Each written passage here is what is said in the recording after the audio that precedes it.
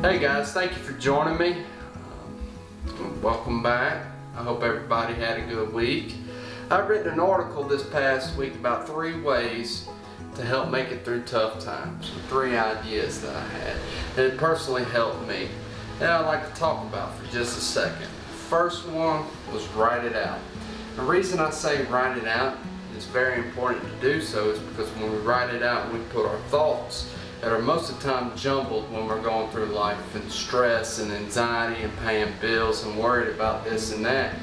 We put it on paper and we can see, we can clarify what we have. The second reason I said is we plan our day out. And the reason we do that is because first off, it gives us a structure. What we want to accomplish that day. We can make a set of goals to accomplish that day, and it ultimately makes us more organized and feel like we're in control of our day. That really helps out, especially when times are tough and you're just stuck on a grind and trying to make it through the day. The second thing I said to do, or my idea, was take it one day at a time. Even if you have to break it down to taking it an hour at a time or minute at a time, however you have to break it down. So breaking it down into one day at a time and just focusing on today and what you have in front of you is very important when going through tough times. If you're living in tomorrow, you're living in fear. If you're living in yesterday, you're living in remorse. So we must live in today.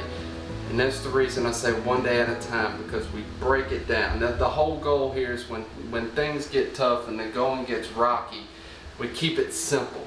Keep it simple, because we overcomplicate things. The mind churns and throws out ideas, and that's what the brain does. It's a constant just clutter upstairs. So we write it down and we break it down and take it one day at a time in bite-sized pieces. Third thing I said to do, or idea, was take joy in the small victories. I know me personally, I go through life and I look for the big things. I look for the big victories, like getting approved for a mortgage, or insurance rates dropping, or saving up a whole bunch of money. So when I'm concerned about the big things in life, I miss the small things that add up to ultimately be more fulfilling than the big things. We have to take it how we can get it. When the rubber meets the road, however it comes is how we take it. It's very important that we give ourselves credit.